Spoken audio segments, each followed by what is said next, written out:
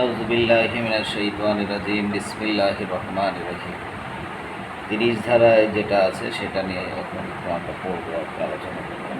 কতিপয় পরিস্থিতিতে প্রিয়জন সুবিধা প্রযোজ্য হবে না। ২৯ ধারায় যে বিধানই থাকুক না কেন, ব্যবসা বা পেশা হতে আয়ের অনুমোদন যোগ্যতার ক্ষেত্রে নিম্নে উল্লেখিত প্রিয়জনযোগ্য সুবিধাসমূহ প্রদান করা হবে না।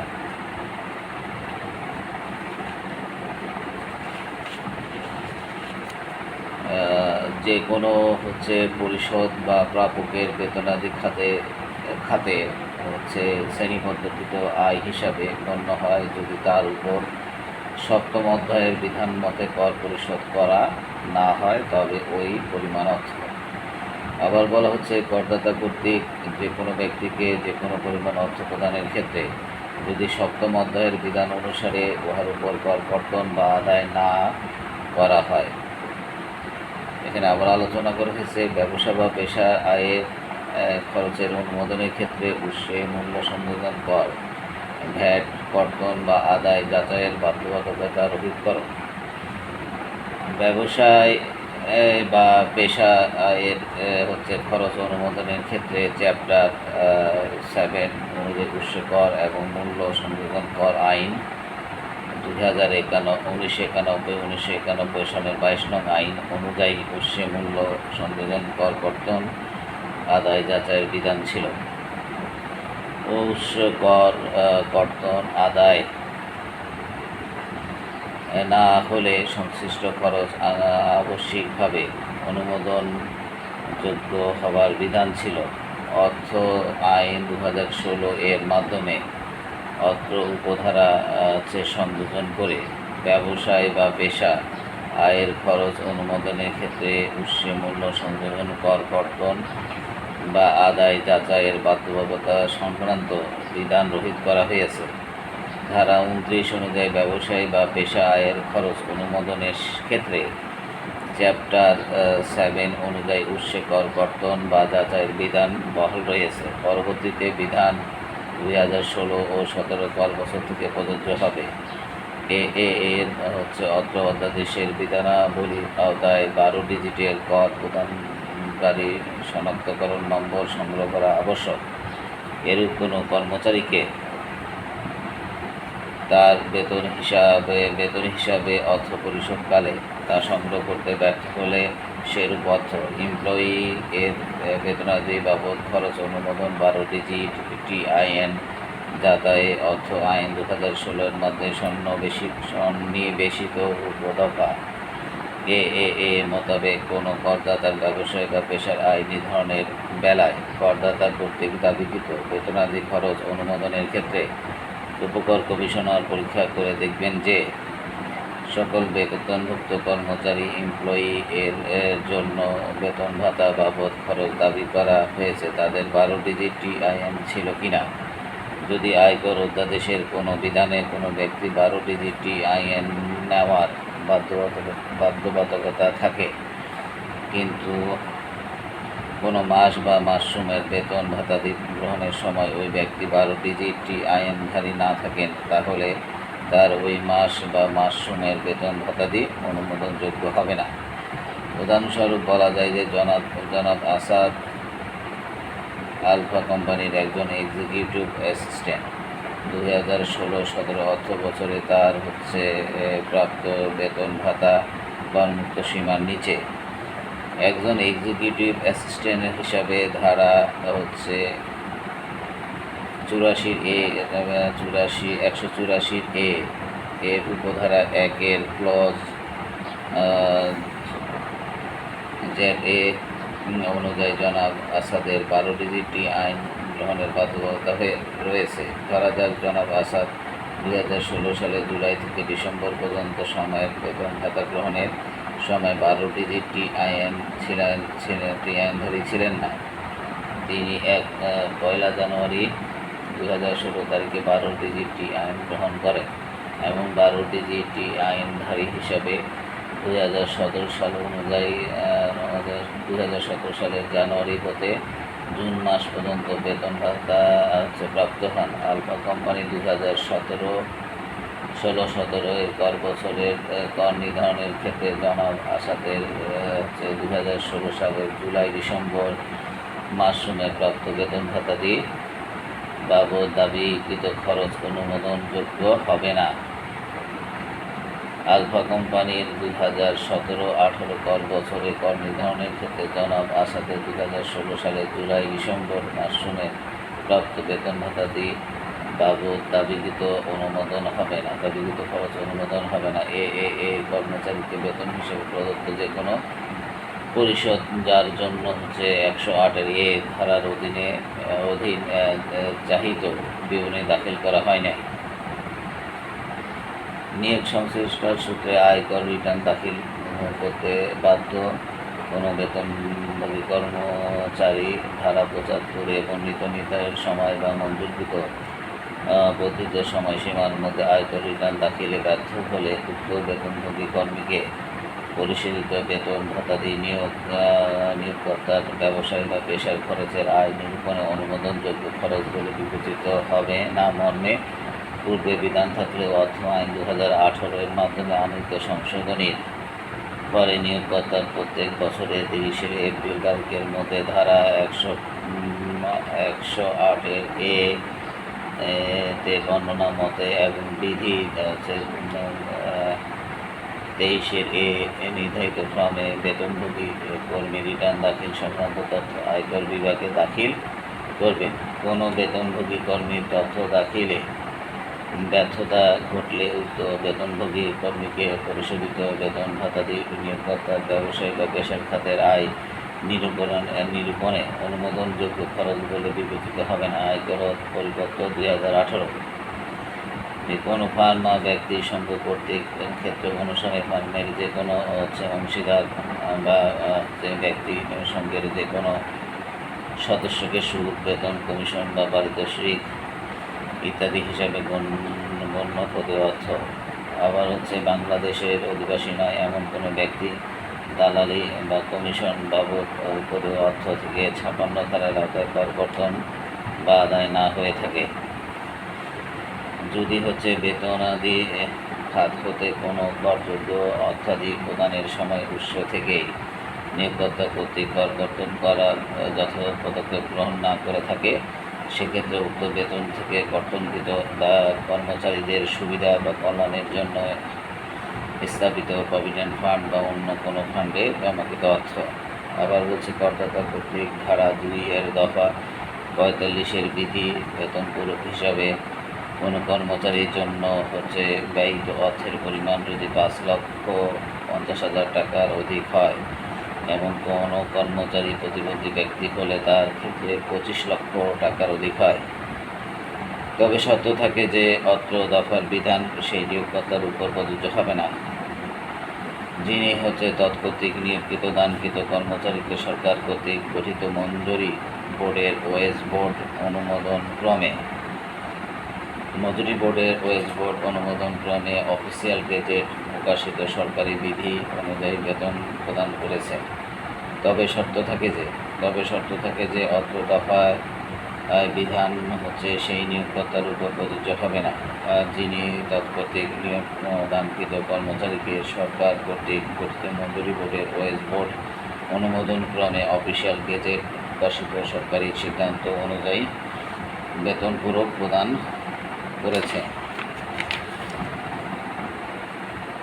কর্মকর্তা বা কর্মচারীর পারকুইজিট বাবদ খরচ অনুমোদনের সীমা বৃদ্ধির অর্থ আইন 2018 এর মাধ্যমে ক্লজ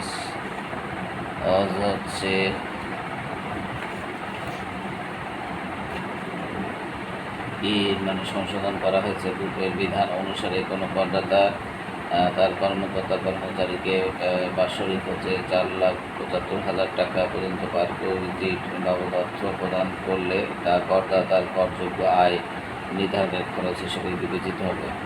সংশোধিত বিধান অনুসারে পারকুইজিট বাবদ প্রদত্ত অর্থ বিবেচনার এই সীমা 4,75,000 টাকা থেকে বৃদ্ধি করে 5,00,000 কর্মকর্তা বা কর্মচারীর পার ভিজিট বাবদ খরচ অনুমোদনের সীমা হচ্ছে বৃদ্ধি। অর্থ আইন 2018 এর মাধ্যমে ক্লজ ইর সংশোধন করা হয়েছে। পূর্বের বিধান অনুসারে কোনো করদাতা তার কর্মকর্তা কর্মচারীকে বার্ষিক 4,75,000 টাকা পর্যন্ত পার ভিজিট বাবদ অর্থ প্রদান করলে তা করদাতার করযোগ্য আয় নির্ধারণের খরচ হিসেবে বিবেচিত হবে। করদাতার করযোগ্য আয় নির্ধারণে হিসাবে বিবেচিত হবে। সংশোধিত বিধান অনুসারে পার ভিজিট বাবদ প্রদত্ত অর্থ বিধানের এই সীমা 4,75,000 টাকা হতে বৃদ্ধি করে 5,50,000 টাকা করা হয়েছে। অবশ্য কোনো কর্মকর্তা কর্মচারী প্রতিবন্ধী ব্যক্তি হলে তার ক্ষেত্রে পার ভিজিট অনুমোদনের সীমা 25 লক্ষ টাকা পর্যন্ত। আবার জিনিসটা করি আর কি, যে আবার বিষয়টা করি আর কি। কর্মকর্তা বা কর্মচারীর পার ভিজিট বাবদ খরচ অনুমোদনের সীমা বৃদ্ধি। অর্থ হচ্ছে আইন 2018 এর মাধ্যমে ক্লজ ইর সংশোধন করা হয়েছে। পূর্বের বিধান অনুসারে কোনো করদাতা তার কর্মকর্তা কর্মচারীকে বার্ষিক হচ্ছে 4,75,000 টাকা পর্যন্ত পার ভিজিট বাবদ অর্থ প্রদান করলে তা করযোগ্য আয় নির্ধারণের খরচ হিসেবে বিবেচিত হবে। সংশোধিত বিধান অনুসারে পার ভিজিট বাবদ প্রদত্ত অর্থ বিবেচনায় এই সীমা 4,75,000 টাকা হতে বৃদ্ধি করে 5,50,000 টাকা করা হয়েছে। অবশ্য কোনো কর্মকর্তা কর্মচারী প্রতিবন্ধী ব্যক্তি হলে তার ক্ষেত্রে পার ভিজিট অনুমোদনের সীমা 25 লক্ষ টাকা। আচ্ছা, আয়কর পরিপত্র 2018 এর নিম্নোক্ত ক্ষেত্রসমূহের যে কোনো বিষয়ের জন্য নির্ধারিত হার বা পরিমাণের অতিরিক্ত ব্যয়িত অর্থ এবং আবগারি শুল্ক পরিশোধ করতে হয়। এরূপ বিক্রয় বা সেবার ক্ষেত্রে আবগারি শুল্ক, স্ট্যাম্প বা সিল দ্বারা অসমর্থিত পরিমাণ অর্থ, যেমন আপ্যায়ন, বিনোদন, অবকাশ যাপনের ক্ষেত্রে কর্মচারী ও তার পোষ্যদের বিদেশ ভ্রমণ, বিনামূল্যে নমুনা বিতরণ, কোম্পানির আইন 1994 সনের 18 নং আইনের অধীনে বাংলাদেশে নিগমবদ্ধ হয়নি এমন কোম্পানির সদর দপ্তর অথবা আন্তঃগ্রুপ দপ্তর খাতে ব্যয় তা যে নামেই ডাকা হোক না কেন, উহার হিসাব বিবরণীতে ঘোষিত নেট মুনাফার শতকরা 10 ভাগ অতিক্রম করলে সে পরিমাণ ব্যয়।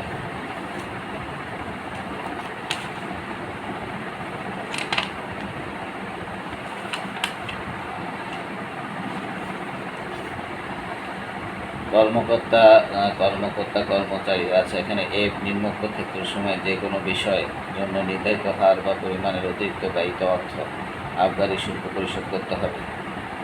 অতিরিক্ত ব্যয়িত অর্থ আবগারি শুল্ক পরিশোধ করতে হয় এবং এর বিক্রয় এবং সেবার ক্ষেত্রে আবগারি শুল্ক, স্ট্যাম্প বা সিল দ্বারা অসমর্থিত পরিমাণ অর্থ, যেমন আপ্যায়ন বা বিনোদন বা অবকাশ যাপনের ক্ষেত্রে কর্মচারী বা তার পোষ্যদের বিদেশ ভ্রমণ, এবং এটা হচ্ছে বিনামূল্যে নমুনা বিতরণ, যে কোম্পানির আইন 1994 সনের 18 নং আইনের অধীনে বাংলাদেশের নিগমবদ্ধ হয়নি এরূপ কোম্পানির সদর দপ্তর অথবা আন্তঃগ্রুপ দপ্তর খাতের ব্যয় যে নামে অভিহিত হোক না কেন, উহার হিসাব বিবরণীতে ঘোষিত নেট মুনাফার শতকরা 10 ভাগ অতিক্রম করলে যে পরিমাণ ব্যয় হয়।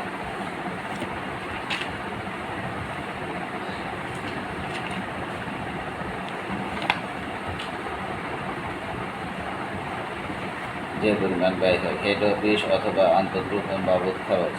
ধারা 30 এর ক্লজ হচ্ছে জি এর সংযোজনের এর উপর বিধান করা হয়েছে যে বাংলাদেশে নিবন্ধিত নয় এমন কোম্পানির মুনাফার সর্বোচ্চ 10% পর্যন্ত হেড অফিস বা আন্তঃগ্রুপ হচ্ছে ইন্ট্রা গ্রুপ খরচ কর নির্ধারণকারী অনুমোদনযোগ্য, অর্থাৎ ব্রাঞ্চ কোম্পানির কর নির্ধারণকালে প্রদর্শিত নিট মুনাফা থেকে পরবর্তীতে বিবেচনার জন্য প্রথমে দাবিকৃত এই খরচ বাদ দিতে হবে। এর ফলে যে মুনাফা নির্ধারিত হবে তা থেকে হেড অফিস বা আন্তঃগ্রুপ অফিস খরচের দাবিকৃত অঙ্ক অথবা নির্মিত মুনাফার 10% এর মধ্যে যেটি কম তা অনুমোদনযোগ্য খরচ হিসেবে গ্রহণ করে নির্ণয় করতে হবে। 1 জুলাই 2003 বা তারপরে উদ্বুদ্ধ খরচের জন্য এই বিধান প্রযোজ্য হবে। বাংলাদেশে নিবন্ধিত নয় এর কোম্পানি ক্ষেত্রে হেড অফিস খরচ খাতে অনুমোদনযোগ্য খরচ নির্ধারণকালে নিরীক্ষিত হিসাব বিবরণীতে প্রদর্শিত মুনাফাকে ভিত্তি হিসাবে গণ্য করা হবে। প্রদর্শিত মুনাফার সর্বোচ্চ 10% পর্যন্ত হেড অফিস খরচ করযোগ্য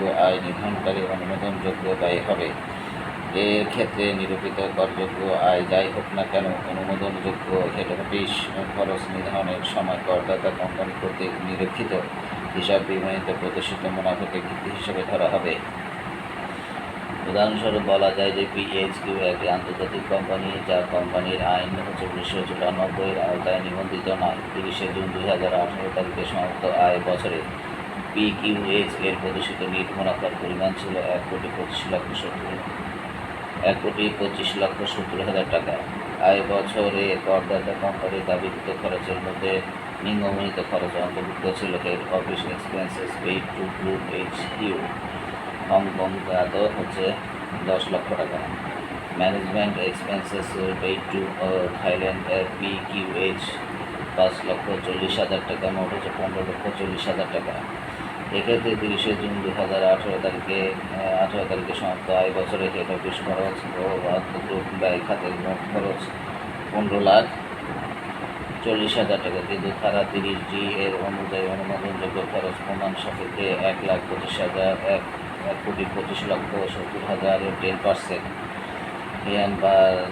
12,57,000 টাকা। অনুমোদন সীমার অতিরিক্ত খরচ 15,40,000, 12,57,000 মাইনাস হচ্ছে 12,57,000, 2,83,000 টাকা, যা 2018-19 বছরে PQH এর ব্যবসায়ের খাতে আয় নিরূপণে আগ্রহ এবং অ্যালাউ করা হবে। আয়কর পরিপত্রে 2018 সংশোধিত H কোনো করদাতা কর্তৃক রয়্যালটি, কারিগরি সেবা ফি, কারিগরি কৌশল বাবদ ফি, কারিগরি সহায়তার ফি বা প্রকৃতির কোনো ফি এর জন্য নির্বাহীকৃত ব্যয় বা ব্যয় সমষ্টির নিম্নোক্ত পরিমাণের অধিক হয়। সংশ্লিষ্ট ব্যবসা বা পেশা শুরু হবার প্রথম 3 আয় বছরের জন্য হিসাব বিবরণীতে প্রদর্শিত সাবসিডিয়ারি বা অ্যাসোসিয়েট বা জয়েন্ট ভেঞ্চার ব্যতীত অন্য যে কোনো ব্যবসা বা পেশা ক্ষতিগ্রস্ত নিট মুনাফা হচ্ছে 10%। আচ্ছা, তৎপরবর্তীতে আয় বর্ষের সময় হিসাব বিবরণীতে প্রদর্শিত সাবসিডিয়ারি বা অ্যাসোসিয়েট বা জয়েন্ট ভেঞ্চার ব্যতীত অন্য যে কোনো ব্যবসা বা পেশার ক্ষতিগ্রস্ত নিট মুনাফার 8%। বিদ্যমান আইনে আয়কর অধ্যাদেশ 1984 এর ধারা 30H অনুযায়ী যে কোনো করদাতার হিসাব বিবরণীতে প্রদর্শিত নিট মুনাফার সর্বোচ্চ 10% বা ক্ষেত্রের মধ্যে সর্বোচ্চ 8% royalty, technical service fee, technical know how fee, technical assistant fee বা একই প্রকৃতির অন্য যে কোনো ফি খরচ হিসাবে আয় অনুমোদন করা হয়। অর্থ আইন 2020 এর মাধ্যমে পরবর্তীতে বিধান অনুযায়ী করদাতার হিসাব বিবরণীতে প্রদর্শিত নিট মুনাফার পরিবর্তে সাবসিডিয়ারি, অ্যাসোসিয়েট অথবা জয়েন্ট ভেঞ্চার মনে হতে আয় বা মুনাফা বহির্ভূত।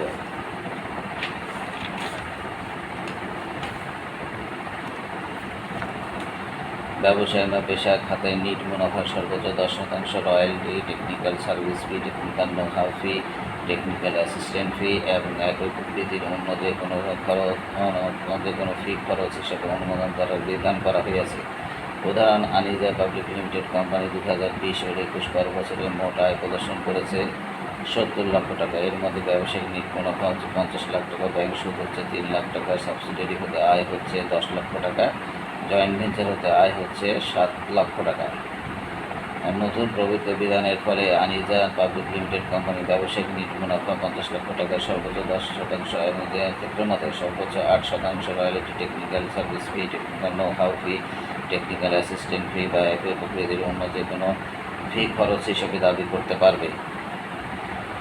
কোনো ব্যক্তি কর্তৃক তার কর্মচারীকে যার গ্রস বেতন 15,000 বা ততোধিক বেতন বা পারিতোষিক ক্রস চেক বা ব্যাংক চেকের মাধ্যমে স্থানান্তর ভিন্ন অন্যভাবে পরিশোধ করে, সেক্ষেত্রে ওই পরিশোধকে যে কোনো উত্তর বিধান অনুসারে বেতন ভাতা তাদের নিয়োগকারী কর্তৃক কর্তৃপক্ষ কর্তৃক কোনো কর্মকর্তা কর্মচারীকে মাসিক গ্রস 15,000 টাকা বা তার অধিক পরিশোধে ক্রস চেক বা ব্যাংক ট্রান্সফারের মাধ্যমে সম্পাদিত না হলে উক্ত দাবিকৃত খরচ নিয়োগকারী করদাতার হতে অনুমোদনযোগ্য খরচ হিসেবে বিবেচিত হবে না। অর্থাৎ কোনো কর্মচারীর মাসিক ক্রস হচ্ছে বেতন হচ্ছে 15,000 টাকা হলে এর বেতনের যে কোনো অংশের পরিমাণ পরিশোধ সংক্রান্ত লেনদেন ব্যাংকের মাধ্যমে সম্পাদিত হতে হবে। নগদে এর অর্থ পরিশোধ করা হলে তা অনুমোদনযোগ্য খরচ হিসেবে বিবেচিত হবে না। এই বিধান 2007 ও 2008 বছরে হতে কার্যকর হবে। আয়কর পরিপত্র 2006-7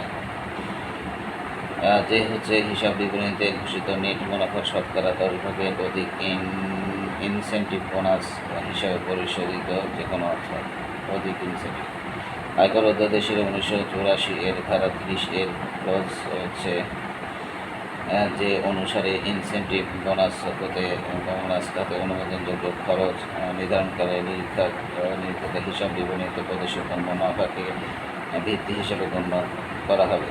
করযোগ্য আয় নির্ধারণের প্রদর্শিত মুনাফার সর্বোচ্চ 10% পর্যন্ত ইনসেন্টিভ বোনাস খাতে খরচ পূর্বের ন্যায় অনুমোদনযোগ্য হবে।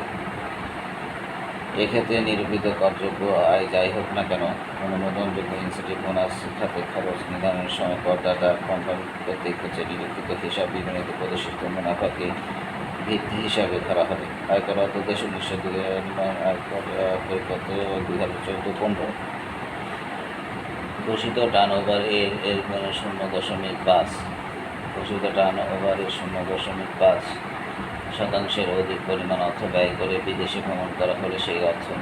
তবে শর্ত থাকে যে সরকার প্রদত্ত যে কোনো সেবার কাজে নিয়োজিত কোনো করদাতার বিদেশ ভ্রমণ ঐরূপীয় সেবা প্রদানের ক্ষেত্রে একমাত্র প্রয়োজন হলো ঐরূপীয় বিদেশ ভ্রমণ ব্যয়ের ক্ষেত্রে অত্র দফার কোনো বিধানই প্রযোজ্য হবে না। বিদেশ ভ্রমণ ভাতা বাবদ খরচ অনুমোদনের সীমা বিদ্যমান আইনের অধ্যাদেশের 1984 এর ধারা 30 এর ক্লজ কে অনুযায়ী কোম্পানি কর্তৃক ঘোষিত টার্নওভার এর 1.25% হচ্ছে 125% পরিমাণ অধিকাংশ বিদেশ ভ্রমণ খরচ হিসেবে অনুমোদনযোগ্য সীমা নির্ধারিত হচ্ছে। নতুন বিধান অনুযায়ী বিদ্যমান সীমার পরিবর্তে বিদেশ ভ্রমণ খরচ হিসেবে অনুমোদনযোগ্য সীমা কোম্পানি কর্তৃক ঘোষিত টার্নওভারের 0.5% করা হয়েছে এবং অন্যান্য শর্তাবলী অপরিবর্তিত রাখা হয়েছে। আয়কর পরিপত্র 2020 এর কোম্পানির শেয়ার হোল্ডার পরিচালককে প্রদত্ত কমিশন বা ডিসকাউন্ট হিসেবে কৃত যে কোনো পরিশোধ নিম্নোক্ত পরিশোধ ছাড়া কোনো ব্যক্তি কর্তৃক রেখাঙ্কিত চেক বা ব্যাংক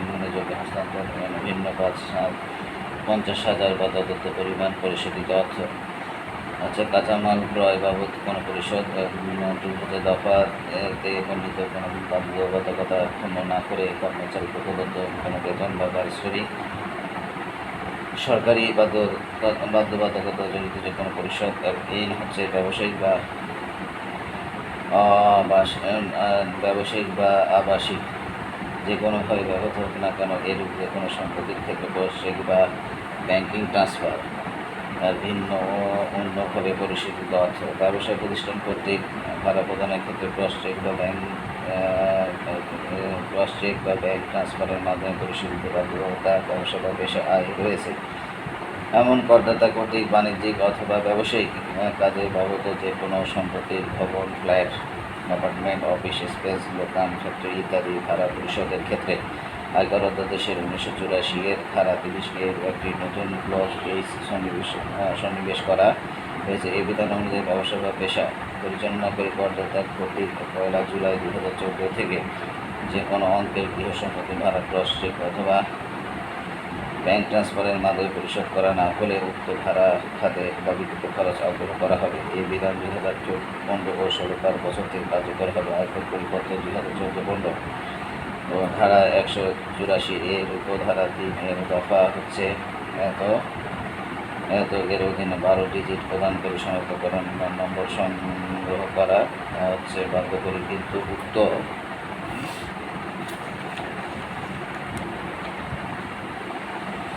উক্ত পরিশোধের সময় বা টাঙ্গ সংগ্রহ করতে ব্যর্থ হয়েছে এরূপ কোনো ব্যক্তি গ্রহণ করে যে কোনো পরিশোধ প্রদর্শিত ব্যবসায় টার্নওভারের হচ্ছে 0.5% এর চাইতে অতিরিক্ত যে কোনো প্রমোশনাল ব্যয় ব্যাখ্যা অত্র দফার উদ্দেশ্যে প্রমোশনাল ব্যয় অর্থ ব্যবসায় বা পেশার উন্নয়ন সাধনের লক্ষ্যে কোনো ব্যক্তিকে দ্রব্যে বা নগদে বা অন্য কোনো উপায়ে কোনো প্রকার সুবিধা প্রদানের মাধ্যমে নির্বাহিত যে কোনো ব্যয় বিদ্যমান আইনের প্রমোশনাল এক্সপেন্সেস তাকে অনুমোদনযোগ্য খরচের সর্বোচ্চ কোনো সীমা না থাকায় অর্থ আইন 2020 এর মাধ্যমে ব্যবসায়ের টার্নওভারের 0.5% প্রমোশনাল এক্সপেন্সেস খাতে অনুমোদনযোগ্য খরচের সর্বোচ্চ সীমা নির্ধারণ করা হয়েছে। এই ক্ষেত্রে প্রমোশনাল এক্সপেন্স এর ব্যাখ্যা সংযোজনের মাধ্যমে প্রমোশনাল এক্সপেন্সেস বলতে বকেয়া ব্যবসা বা পেশার প্রমোশনের জন্য যে কাউকে বস্তু, অর্থ বা অন্য কোনো প্রকারের প্রদানকৃত সুবিধা এর বিপরীতে